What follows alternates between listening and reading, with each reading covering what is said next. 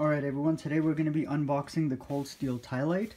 I'm really excited because I've always wanted this knife and now it's going to be part of my everyday carry.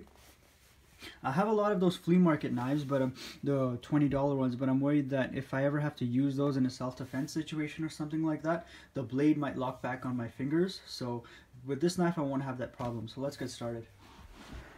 See where you can open this from.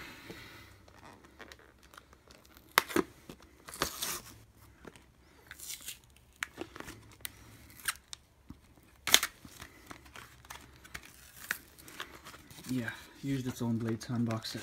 That's cool.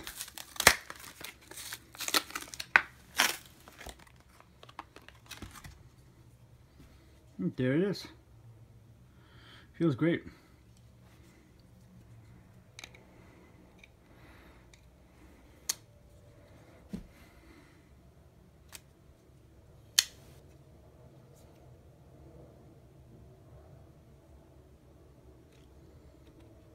Alright guys, thanks for watching. I failed on the first try, but that's how you flick out the blade. Okay, so one last thing before I go, we're going to do a quick out-of-the-box paper cut test. Let's see how it is. That's amazing.